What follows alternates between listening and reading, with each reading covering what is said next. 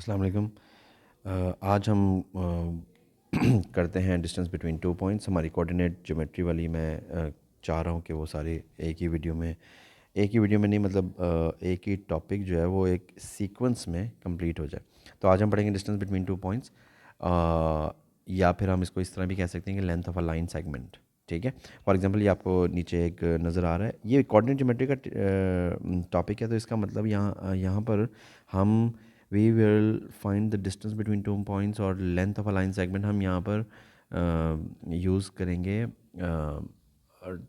कि वो दोनों कोऑर्डिनेट ज्योमेट्री में, यानी एक्स एक्सिस और वाई एक्सिस के ऊपर हम कैसे डिस्टेंस बिटवीन 2 पॉइंट्स या length of a line find करते हैं। वैसे तो हमें और भी तरीके हैं जिनसे हम लेंथ ऑफ लाइन वगैरह फाइंड करते हैं, लेकिन यहाँ पर हम कोऑर्डिनेट ज्योमेट्री हैं कर रहे हैं। तो length of a line segment x axis और वाई एक्सिस पे कैसे बिहेव करता है वो हमने देखना है। ठीक है। तो ये आपको फिगर नज़र आ रही है, एक्स एक्सिस नज़र आ रही है, वाई एक्सिस नज़र आ रही है। There are 2 points on this figure. एक पॉइंट ये वाला, ये ओ है, और एक पॉइंट ये बी है। ठीक है। उनके कोऑर्डिनेट्स लिखे हुए हैं, A11 है, B79 है। तो अगर आप गौर से देखें, अगर मैं इस लाइन को हाइपोटेन्यूस कंसिडर करके इससे एक हॉरिजॉन्टल लाइन लगा लूँ और एक वर्टिकल लाइन लगा लूँ, ताकि एक मेरे पास पाइथागोरस थ्योरम लगाने के लिए एक राइट एंगल ट्रायंगल बन जाए। ठीक है। तो अगर आप गौर से देखें तो मैंने ये वाली लाइन लगाई है ऐसे। ठीक है। ये एक हॉरिजॉन्टल लाइन हो गई और ये मैंने एक वर्टिकल लाइन लगाई है। जब ये वर्टिकल लाइन लगाई है मैंने, तो आप ये गौर से देखें यहाँ पर कि ये राइट एंगल ट्रायंगल बन गया, यहाँ पर 90 डिग्री एंगल बन रहा है। ठीक है। अब ये 90 डिग्री एंगल बन रहा है, तो इसका मतलब है आप पाइथागोरस थ्योरम लगा सकते हैं। पाइथागोरस थ्योरम होता क्या है? पाइथागोरस थ्योरम होता है कि H square is equals to P square plus B square, यानी कि हाइपोटेन्यूस का स्क्वायर। हाइपोटेन्यूस यहाँ पर ए बी है। ठीक है। ए बी का square is equals to P square perpendicular. Perpendicular अगर हम यहाँ पर गौर से देखें तो बी सी है, बी सी का स्क्वायर करेंगे प्लस ये इधर स्क्वायर आना है, और बेस का स्क्वायर, बेस यहाँ पर है ए सी का स्क्वायर करेंगे। ठीक है ना। तो बेसिकली हमें ए बी की लेंथ निकालने के लिए हमें बी सी और ए सी का पता होना चाहिए। तो अगर आपको कोऑर्डिनेट्स पता हैं पॉइंट्स के, तो आप आराम से ए बी की लेंथ निकाल सकते हैं। तो ठीक है। तो ए बी के निकालने के लिए मुझे पहले बी सी की लेंथ चाहिए। अगर आप बी सी की लेंथ देखें तो यहाँ पर देखें इन्होंने डिफरेंस निकाला हुआ है। देखें बेसिकली होता क्या है कि ये वाले के कोऑर्डिनेट्स लिखे हुए हैं 7 9। इसका मतलब है यहाँ पर क्या है, यहाँ पर 9 लिखा हुआ है, और ये सी के कॉर्नर लिखे हुए 7 1। इसका मतलब है ये पॉइंट यहाँ पर 1 पे है। ठीक है। तो हमने ये वर्टिकल चेंज निकालना है। वर्टिकल चेंज कैसे निकालेंगे? इसमें से, यानी इस पॉइंट में से आप ये वाला इसका वाई कोऑर्डिनेट माइनस कर दें, 9 - 1, तो ये हमारे पास लेंथ आ जाएगी, ये 8 आ जाएगी हमारे पास। ठीक है। इसी तरह हॉरिजॉन्टल लाइन अगर हम देखें, ये हॉरिजॉन्टल चेंज अगर हम देखें, यहाँ पर इसके कोऑर्डिनेट 7 है, मतलब यहाँ 7 लिखा हुआ है, और यहाँ पर इसके कोऑर्डिनेट्स 1 है, तो यहाँ पर 1 है। इसका मतलब है हमें ये वाला डिस्टेंस चाहिए यहाँ से लेके यहाँ तक, ताकि इसी तरह हमें बेस पता चल जाएगी। ठीक है। ये वाला, तो बेस पता चलने के लिए हमें क्या करना पड़ेगा? हमें 7 में से 1 माइनस करना पड़ेगा, तो it will be horizontal change which will be 6 units. तो अब ये लेंथ हमारे पास 6 आ गई। तो बेसिकली आप हॉरिजॉन्टल चेंज निकाल रहे हैं और वर्टिकल चेंज निकाल रहे हैं। इस केस में वो 8 और 6 है, और यहाँ पर हम पाइथागोरस थ्योरम में डाल के ए बी की लेंथ निकाल सकते हैं। ठीक है ना। हॉरिजॉन्टल और वर्टिकल लाइन की लेंथ मालूम करना तो मुश्किल नहीं है ना। इसके अंदर कोऑर्डिनेट ज्योमेट्री के अंदर एक्स एक्सिस वाई एक्सिस के अंदर कोऑर्डिनेट से बॉक्सेस काउंट करें, ग्राफ के ऊपर बॉक्सेस काउंट करें, तो आपको लेंथ पता चल जाएंगी। ठीक है। अच्छा, अब इसको अगर मैं जनरलाइज कर लूँ, देखें जैसे ये है। अब फॉर एग्जांपल 2 पॉइंट्स हैं, एक पॉइंट है ये वाला P और एक पॉइंट है Q। मुझे इनका डिस्टेंस निकालना है। अब देखिए ये लाइन है, पूरी लाइन आगे भी जा रही है, लेकिन मैं P से Q का डिस्टेंस फाइंड आउट करना चाहता हूँ। बेसिकली मैं ये वाली लेंथ फाइंड आउट करना चाहता हूँ। तो मैंने क्या किया है, मैंने फिर से इधर एक ऐसे हॉरिजॉन्टल लाइन लगा ली है। ठीक है। और इधर एक वर्टिकल लाइन लगा ली है उन 2 पॉइंट्स को ज्वाइन करके। तो मैंने ये एक मैंने वो राइट एंगल ट्रायंगल बनवा लिया है। ठीक है। राइट एंगल ट्रायंगल बन गया। अच्छा, अब हमें चाहिए क्या होता है पाइथागोरस थ्योरम लगाने के लिए? हमें चाहिए होता है ये वाला distance which is y two minus y one. ठीक है। y2 माइनस y1 कैसे आया? p के कोऑर्डिनेट्स हैं x1 y1, q के कोऑर्डिनेट्स हैं x2 y2। हमने क्या किया है, हमने सिर्फ उसके यहाँ से डिफरेंस फाइंड किया, वर्टिकल चेंज फाइंड किया। ये वर्टिकल चेंज है बेसिकली, और ये y1 है, ठीक है। हमने उसमें से y2 में से y1 माइनस कर दिया। यहाँ ऊपर भी हमने यही किया था। और नीचे अगर हम बेस को देखें तो हमने ये यहाँ से ये x1 है और ये x2 है, तो हमने ये वाला डिस्टेंस निकालने के लिए हम क्या करेंगे, हम करेंगे x2 माइनस x1। ये वाला हमारा हॉरिजॉन्टल चेंज है, ठीक है। अब पाइथागोरस थ्योरम लगाने के लिए अगर मैं गौर से देखूं तो ये राइट एंगल ट्राइंगल है। पाइथागोरस थ्योरम लगाने के लिए क्या करेंगे, मेरे पास पी क्यू गिवन है, पी क्यू मुझे फाइंड आउट करना है। अब आपने इस फॉर्मूले को देखना है, ठीक है। P Q is equal to, ये जो है ये मेरी बेस का स्क्वायर है। देखो पाइथागोरस थ्योरम क्या होता है, h square is equals to b square plus p square. वो p square plus B square लिख लें या b square plus p square लिख लें, एक ही बात होती है, ठीक है। तो एच स्क्वायर, एच यहाँ पर मेरा पी क्यू है, ठीक है। अभी मैं बताता हूँ आपको ये क्या करना है।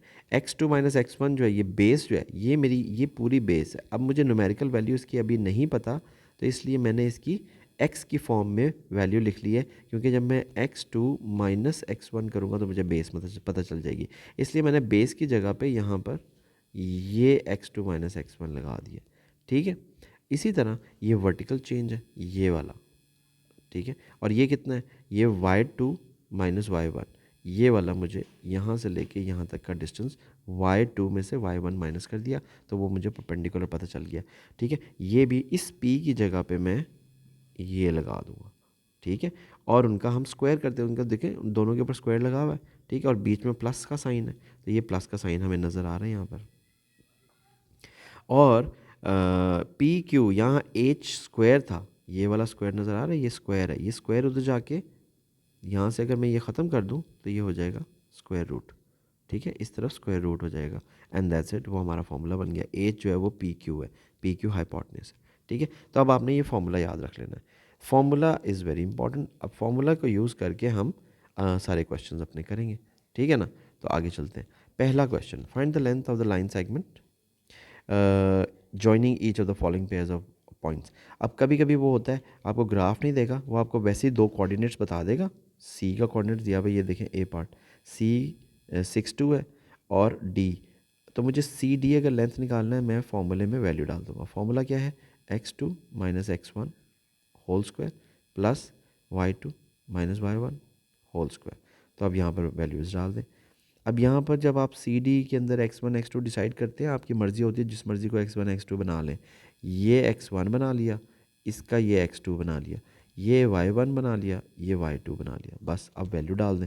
तो x2 माइनस x1 का मतलब है 3 minus 6 whole square plus y2 minus y1 का मतलब है -2 होल स्क्वायर, ठीक है। तो मेरी वैल्यूज़ क्या आई, 3 माइनस सिक्स का स्क्वायर हो जाएगा, 3 माइनस 6 इज़ 3, और -3 का स्क्वायर 9 हो गया, प्लस -2 इज़ -4 और ये 16 आ गया। तो अगर आप गौर से देखें तो सी डी की लेंथ आ जाएगी square root of 25 which is 5 units.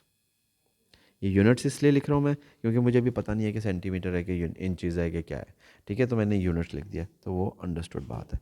अच्छा, इसी तरह अब आगे चलें, बी पार्ट और सी पार्ट आप खुद प्रैक्टिस करें, ठीक है।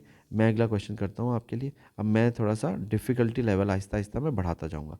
Given that the coordinates of the points C and D are this, respectively find the coordinates of the point E that lies on the y-axis such that CE is equal to DE। अब मैंने हमेशा आपको ये बात की है कि आपने हमेशा कोशिश ये करनी है कि आप अपने जहन में एक पिक्चर बना लें कि ये क्या हो रहा है, किस तरह की लाइन होगी, और वो उसको ना आप थोड़ा पेंसिल के साथ एक एक्स एक्सिस वाई एक्सिस एक छोटा सा बना लिया करें ऐसे, और ज़रा स्केच कर लिया करें कि ये क्या कहना चाह रहा है और ये कैसे होगा। सी पॉइंट 4 - 1 है, 4 - 1 4 इधर के, इधर -1, तो ये पॉइंट हमारा सी ऐसे रैंडमली लगा दिया हमने। डी जो है वो -2 7, -2 लेस से ये है, और 7 इधर कहीं होगा ऊपर। ये एक लाइन है हमारे पास ये वाली, ठीक है। वो कह रहा है इसकी लाइन, और एक ई पॉइंट है, वो कह रहा है coordinates of the point E that lies on the y axis, y axis के ऊपर कहीं ई है, लेट्स से वो पॉइंट ये है, ठीक है, ये वाला पॉइंट ई है, ठीक है। वो कह रहा है such that C E is equals to D E. C E is equals to D E का मतलब ये है कि सी के से जो डिस्टेंस है और ई से जो डिस्टेंस है डी का, यानी ये वाली लेंथ और ये वाली लेंथ इक्वल है, ठीक है। सी ई का जो डिस्टेंस है वो इक्वल है डी ई के डिस्टेंस से, ठीक है। तो आपने क्या करना है, अच्छा ई के ऊपर उसने ये कहा है, अब ई जो है ना उसके कोऑर्डिनेट्स हमें वाई एक्सिस पे दिया हुआ है, वाई एक्सिस के ऊपर है वो, इसका मतलब है उसका एक्स कोऑर्डिनेट 0 होगा, लेकिन हमें वाई कोऑर्डिनेट नहीं पता, तो हम उसके लिए कोई और वेरिएबल यूज़ कर लेते हैं, ए यूज़ कर लेते हैं, ठीक है।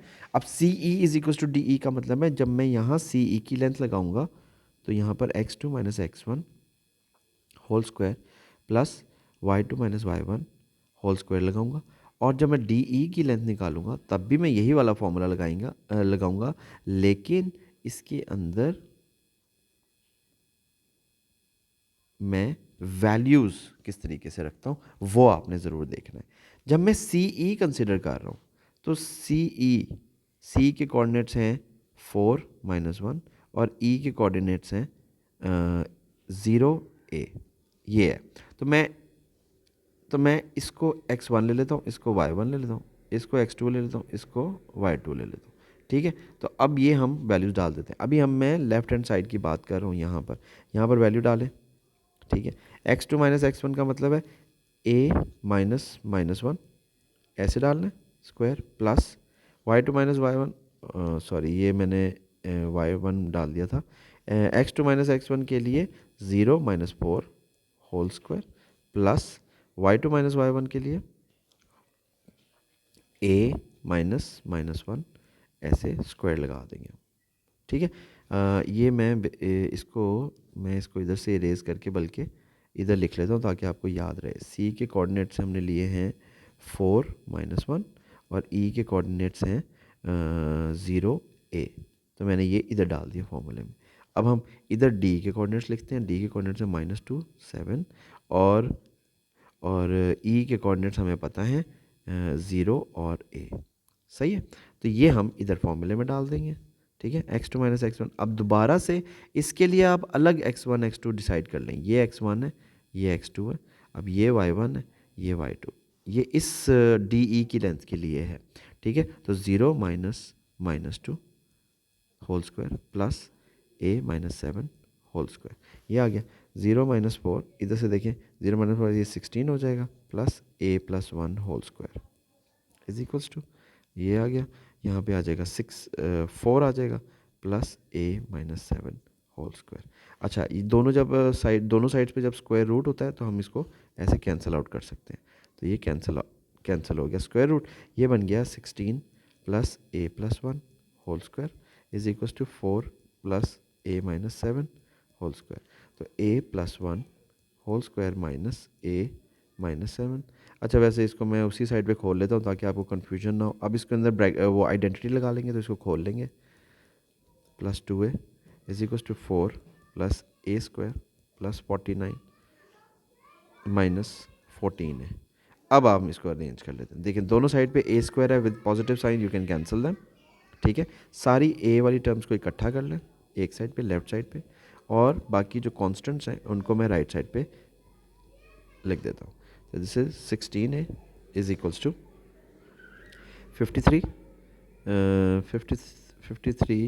- 17, a इज इक्वल्स टू 13 - 6 और 36 ओवर 16। तो a की वैल्यू क्या आएगी, 4 4 4 9, तो 9/4 हमारे पास आंसर आ गया। दिस इज़ योर आंसर, ठीक है। नेक्स्ट क्वेश्चन की तरफ चलते हैं। अच्छा नहीं, उसका एक और पार्ट था। अब उसमें the coordinates of the point f that lies on the x axis such that CF is equal to DF, बिल्कुल सेम है, ठीक है। यहाँ पर अब असल में अब जो पॉइंट है ना वो f x कोऑर्डिनेट के ऊपर है, ये वाला पॉइंट, लेट्स से यहाँ पर एक पॉइंट है f, यहाँ पर, ठीक है, ये f पॉइंट है। अब हमने क्या करना है, इसका डिस्टेंस देखना है, इसको थोड़ा सा रियलिस्टिक बनाते हैं, थोड़ा यहाँ कर लेते हैं, ठीक है, f कोऑर्डिनेट ये। अब आपने ये डिस्टेंस ये वाला DF और CF, अब ये इक्वल है, ठीक है। इसी तरह अब f के कोऑर्डिनेट्स जब आप अज्यूम करेंगे तो f के कोऑर्डिनेट्स में y कोऑर्डिनेट ज़ीरो होगा, तो a की जगह पे आप x की जगह पे आप b लगा लें और ये यहाँ पर 0 लगा के बिल्कुल सेम प्रोसेस यही करना है और a की वैल्यू b की वैल्यू निकालनी है आपने, ठीक है। उसके बाद वो कह रहा है find the area of OEF F triangle. ठीक है, वो मैं अभी ज़रा थोड़ा सा डिफ़िकल्ट है, अभी एरिया हमारा टॉपिक नहीं है, हम आगे जब एरिया करेंगे तो फिर ये बाद में कर लेंगे। क्वेश्चन नंबर 7, अब इधर देखें, the diagram shows A B C with vertices -1 1 b -1 -2 c 3 -1, find the length of AB BC and AC। AB की लेंथ, अच्छा अगर आपके सामने अगर ये बनी हुई है फिगर तो मुझे फॉर्मूला लगाने की ज़रूरत ही नहीं है। AB की लेंथ अगर मैं निकालना चाहूँ तो क्या होगा, मैं सिर्फ काउंट कर लूँगा कि कितने बॉक्सेस हैं। ये A है, ये B है, ये वर्टिकल लाइन है, मुझे निकालने की ज़रूरत ही नहीं है। तो यहाँ से ये 1 बॉक्स, ये 2 बॉक्स, ये 3 बॉक्स। लेंथ नेगेटिव नहीं होती कभी भी, बस आपने boxes, number of boxes count करने, तो 3 यूनिट्स, ये हमारी लेंथ ऑफ ए बी आ गई। उसके बाद बी सी की लेंथ अगर हम करें, बी सी की लेंथ अगर हम करें तो बी सी की लेंथ क्या होती है, बी सी की लेंथ के लिए हमें फॉर्मूला लगाना पड़ेगा, x2 - x1 करके इसका फॉर्मूला लगा लें। बी के कोऑर्डिनेट्स हैं, देखें यहाँ पर हमारे पास बी के कोऑर्डिनेट्स दिए हुए हैं। ठीक है, हम उसी को ये x1 ले लेते हैं, ये x2 y1 ले लेते हैं, ये x2 और ये y2 ले लेते हैं। ठीक है जी, अब इसको आप लगा लें तो -1 sorry 3 -1 whole square plus -1 -2 whole square. इसमें गलती नहीं करनी प्लीज़, ये साइंस की गलती बहुत ज़्यादा हो जाती है आप लोगों से। तो 3 + 1 ये हो जाएगा 4 का स्क्वायर 16, प्लस ये कैलकुलेटर पे भी डाल सकते हैं, अगर कैलकुलेटर पे नहीं भी डालना, अगर P1 का सवाल है तो ज़रा ध्यान से इसको रफ वर्क में कर लीजिएगा माइनस, तो ये 1 हो जाएगा। ठीक है, 17 का स्क्वायर रूट, ये 17 का स्क्वायर रूट आ जाएगा। You can calculate it from your calculator, जितना भी होता है। उसके बाद हमने लेंथ फाइंड करनी है ए सी की, तो ए सी की लेंथ फाइंड करने के लिए दोबारा से यही वाला फॉर्मूला लगा लेते हैं। और अब मेरा ये सी के मैंने x2 y2 मेजर किया हुआ है, आई विल यूज़ x1 इधर लिख लेता हूँ और y1 इधर लिख लेता हूँ। अब हम ए सी निकाल रहे हैं ना, क्योंकि तो इसलिए x2 माइनस x1 का मतलब है 3 -1 whole square plus y2 -1 whole square is equals to 3 + 1 हो जाएगा 4, 16 आ जाएगा, प्लस और यहाँ पर भी -2 4 हो जाएगा, ये आ जाएगा स्क्वायर रूट ऑफ 20, ये हमारा आंसर। ठीक है, उसके बाद find the area of triangle A B C. देखें, area of triangle A B C निकालना है। ठीक है, ये एरिया का फॉर्मूला क्या होता है, एरिया का फॉर्मूला होता है 1/2 इंटू बेस इंटू हाइट। अब इसमें से ट्रायंगल की वो वाली साइड आप बेस रख लें जो कि हमें, जिसकी लेंथ हमें पता है इजीली, और हाइट भी पता हो। ठीक है, जिसके अगेंस्ट हाइट पता हो। तो मैं बेस क्या करूँगा, मैं बेस इस लाइन को मैं बेस कंसिडर करूँगा, ये वाली लाइन। ठीक है,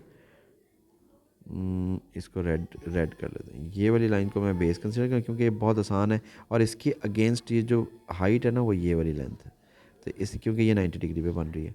ठीक है, तो मैं क्या करूँगा 1/2 इंटू बेस मैंने 3 निकाली थी, हाइट कितनी है जी 3 और 1, ये 4 हो जाएगा। ठीक है, तो हमारा आंसर आ गया 6 सेंटीमीटर स्क्वायर। ठीक है, the coordinates of a point E R 3K and the area of BCE is 14 units. ठीक है, तो आपने K की वैल्यू निकालनी है, BCE।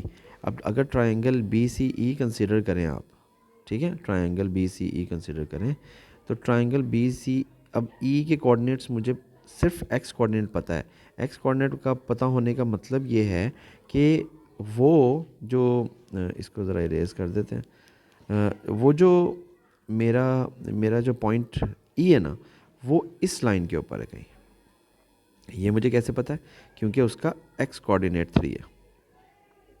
ठीक है, और वो पॉइंट जो है वो यहाँ भी हो सकता है, यहाँ भी कहीं भी हो सकता है, वो इधर भी हो सकता है, इधर भी, कहीं पे भी हो, इस साइड पे भी हो सकता है, ताकि जब मैं ट्रायंगल बनाऊँ तो वो लेट्स से मैं यहाँ ऐसे ट्रायंगल बनेगा BCE ऐसे, ये मेरा E कोऑर्डिनेट होगा। या फिर मैं क्या कर सकता हूँ, या फिर मेरा ट्रायंगल BC ऐसे भी बन सकता है।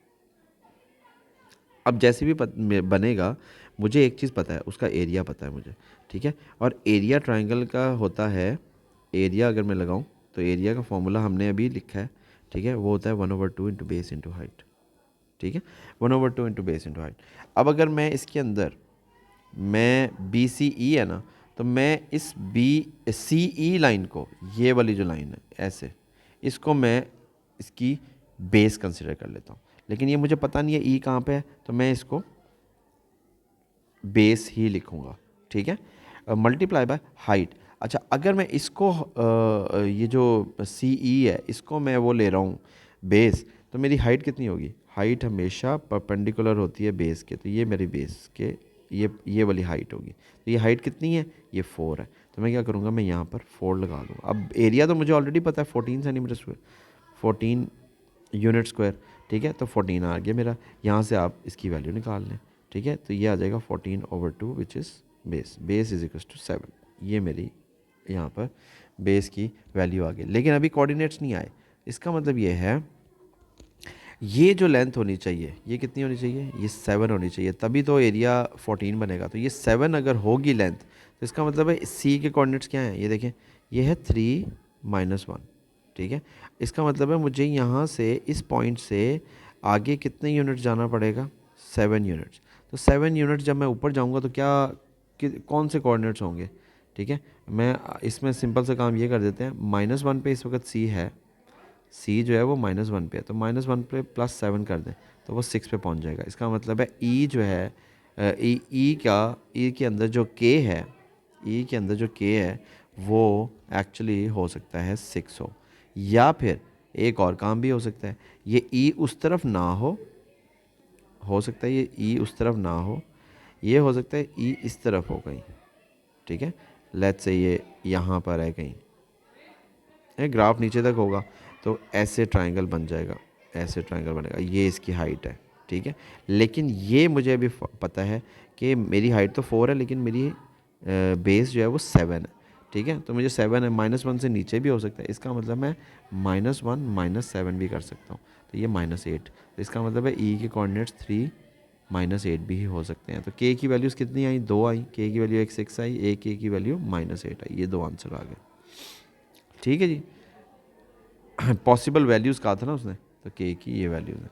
उसके बाद question number 8, the distance between the points 1 2 T and. अब देखें इस तरह का भी क्वेश्चन आ जाता है, कोई ग्राफ नहीं है, कोई कुछ नहीं है, लेकिन वो डिस्टेंस उसने खुद दे दिया है। तो डिस्टेंस का फॉर्मूला ही होता है ये जो मैंने अभी आपको बताया कि x2 - x1 whole square plus y2 - y1 whole square, ठीक है। यहाँ पर डिस्टेंस लगा दें, वो हमें गिवन है 11 - 90 इज इक्वल्स टू, यहाँ पर आप किसी एक को ये x1 कंसिडर कर लें, ये x2 कर लें, ओ सॉरी x1 y1 कर लें ये, और ये x2 y2 कर लें। अब आप फॉर्मूले में डाल दें, तो x2 - x1 का मतलब है 1 - t - 1 whole square plus y2 - y1 का मतलब है ये, ठीक है जी, होल स्क्वायर। सही है। अब आपने क्या करना है, आप बस यहाँ से इस स्क्वायर रूट को तो पहले कैंसिल करें, 11 - 90 इज इक्वल्स टू, यहाँ पर क्या आ जाएगा, ये 11 1 1 कट गया, -t स्क्वायर आ गया, प्लस यहाँ पर हम आइडेंटिटी लगाएंगे 4t² - 4t। चलें, ये बन गया 11। अच्छा, अब इसको लाइक टर्म्स को इकट्ठा करें, सारी लाइक टर्म्स को इकट्ठा कर दें, तो ये क्या आ जाएगा, और एक साइड पे होना चाहिए। अब देखें इसमें स्क्वायर भी नज़र आ रहा है टी के ऊपर, तो इसका मतलब है ये क्वाड्रेटिक भी बनेगी, ठीक है। तो मैं क्या करता हूँ, मैं यहाँ ज़ीरो ले आता हूँ, ये हो जाएगा 5t² -4t प्लस 90 प्लस 1 - 11। तो 0 is equal to 5t² plus 5t -10, ठीक है। अब इसमें से मैं 5 कॉमन ले सकता हूँ आसान बनाने के लिए, ताकि सिंप्लीफाई हो जाए। ये आ गया ये 5 इधर जाके ख़त्म हो सकता है, डिवाइड हो गया 0 से, तो क्या बन जाएगा, t² plus t -2 is equal to 0। ये आ गया। अब इसके आप वो बना लें, मिड टर्म ब्रेकिंग कर लें, तो t² प्लस 2t माइनस बल्कि हाँ 1t -2 इज इक्वल टू 0। तो t plus 2 -1 common, t plus 2 is equal to 0। तो t plus two t minus one is equal to zero, t plus two is equal to zero and t minus one is equal to zero, t is equal to one and t is equal to minus two. That's it, ये दो values आ गई। ठीक है जी, this is the topic. Thank you so much.